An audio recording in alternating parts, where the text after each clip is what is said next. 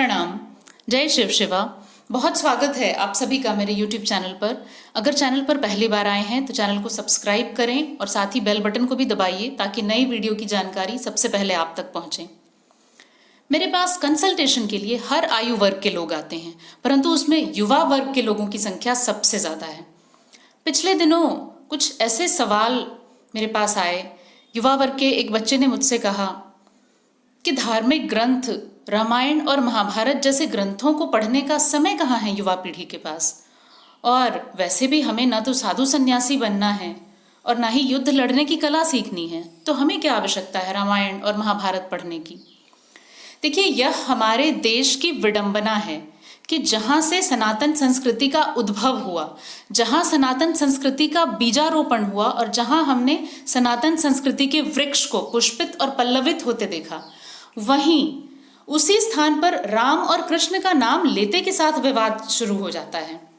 तो सबसे पहले मैं हाथ जोड़कर आप सबसे निवेदन करना चाहती हूँ कि आप इस वीडियो को आखिर तक जरूर देखिए। मेरा उद्देश्य किसी वाद विवाद को जन्म देना नहीं है, परंतु इस विषय पर बात करना बेहद आवश्यक है। देखिए, रामायण महाभारत ये किसी धर्म विशेष की संपदा नहीं है और ना ही रामायण महाभारत को हम काल्पनिक कहानियों का दर्जा दे सकते हैं। रामायण और महाभारत को युवा पीढ़ी को पढ़ना और समझना इसलिए आवश्यक है क्योंकि वो अपने आप में एक जीवन दर्शन है, एक जीवन जीने का तरीका है। ठीक है, हम युवा वर्ग के हिसाब से ही बात करते हैं। कुछ यंगस्टर्स से मेरी बात हुई तो उन्होंने कहा, राम के जीवन में ऐसा क्या है जिनसे हम सीख सकते हैं।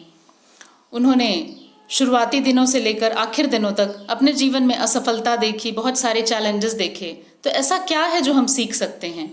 बात महाभारत की अगर करें तो हमने देखा वहाँ युद्ध हो रहा है, भाई भाई को मार रहे हैं और अपने ही परिवार के लोगों को मृत्यु के घाट उतार रहे हैं। तो इसमें सीखने जैसी क्या बात है?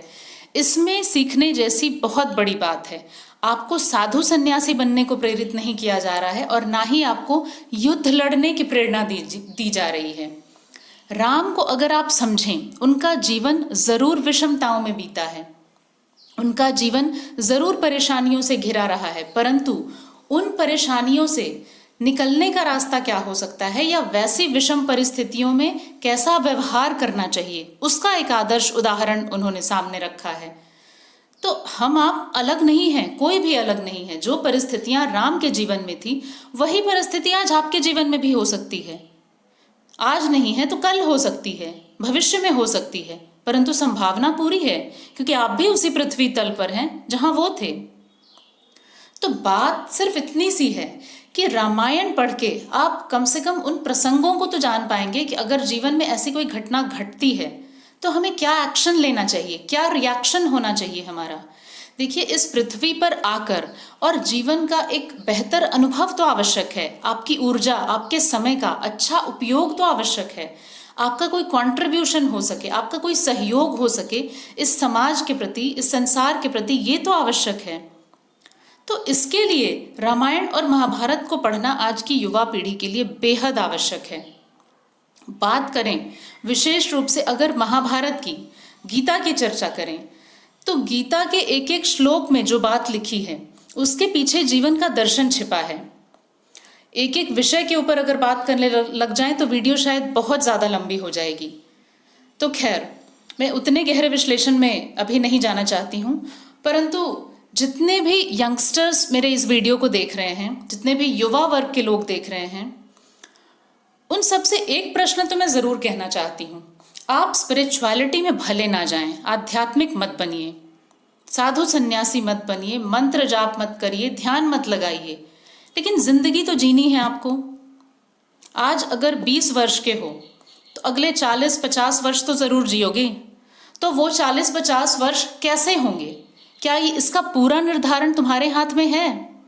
कौन सी परेशानी आएगी, क्या फेस करना पड़ेगा कल फ्यूचर में, चाहे वो तुम्हारे करियर से संबंधित हो, फैमिली से संबंधित हो या सोसाइटी से संबंधित हो, तो कौन सा स्टेप उठाओगे? क्या करना चाहिए जो सब कुछ तुम्हारे फेवर में जाए, कम से कम नुकसान हो तुम्हारा, ये तो जानना ज़रूरी है।